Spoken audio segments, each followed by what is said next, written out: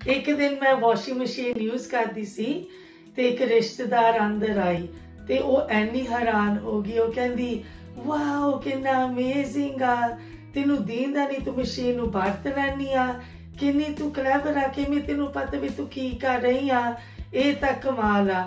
ਤੇ ਹਾਸਾ ਤਾਂ ਆਉਂਦਾ ਸੀ, ਪਰ ਉਹਦੇ ਕੋਲ ਇਹ ਅਵੇਅਰਨੈਸ ਨਹੀਂ ਹੈਗੀ ਵੀ ਬਲਾਈਂਡ ਪੀਪਲ ਦੇ ਕੋਲ ਵੀ ਐਬਿਲਿਟੀ ਆ ਇਹ ਐਵਰੀਡੇ ਟਾਸਕ ਕਰਨ ਨੂੰ ਆਪਦਾ ਦਿਮਾਗ ਲਾ ਕੇ ਤੇ ਪ੍ਰੈਕਟੀਕਲ ਸਟੈਪ ਦੇ ਨਾਲ ਕੱਪੜੇ ਵਿੱਚ ਪਾ ਕੇ ਤੇ ਫਿਰ ਆ ਲਿਕੁਇਡ ਪਾਊਡਰ ਵਿੱਚ ਪਾ ਦੇਣੀ ਆ। ਤੇ ਇਹ ਵੀ ਬਹੁਤ ਵਧੀਆ ਇਨਵੈਂਸ਼ਨ ਆ ਕਿਉਂਕਿ ਪਾਊਡਰ ਤੇ ਲਿਕੁਇਡ ਵਗ ਨਹੀਂ ਇਹਦਾ ਡਰ ਹੈਗਾ ਡੋਲਣ ਦਾ। ਤੇ ਇਹ ਮਸ਼ੀਨ ਦੇ ਵਿੱਚ ਪਾ ਦੇਣੀ ਆ ਤੇ ਫਿਰ ਡਾਇਲ ਸੈੱਟ ਕਰਨੀ ਆ। ਜੇ ਇਹ ਡਾਇਲ ਸਮੂਥ ਟਰਨ ਵਾਲੀ ਹੋਵੇ ਫਿਰ ਮੈਂ ਆਪਣੀ ਮਸ਼ੀਨ ਯੂਜ਼ ਕਰ ਸਕਦੀ ਕਿਉਂਕਿ ਮੈਨੂੰ ਪਤਾ ਨਹੀਂ ਵੀ ਮੈਂ ਸੈਟਿੰਗ ਕਿੱਥੇ ਕਰ ਰਹੀ ਆ। ਫਿਰ ਇਹ ਡਾਇਲ ਹੈਗੀ ਆ ਰਿਜ ਵਾਲੀ ਤੇ ਇਹ ਰੋਕ ਕੇ ਟਰਨ ਹੁੰਦੀ ਆ, ਫਿਰ ਮੈਨੂੰ ਪਤਾ ਵੀ ਮੈਂ ਕਿੱਥੇ ਕਰਨੀ ਆ।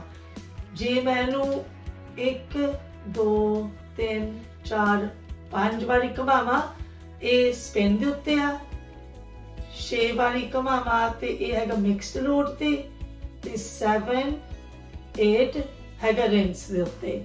ਤੇ ਮੈਂ ਇਹ ਕਰਨਾ ਆ ਮਿਕਸ ਲੋਡ ਦੇ ਉੱਤੇ 1 2 3 4 5 6 ਤੇ on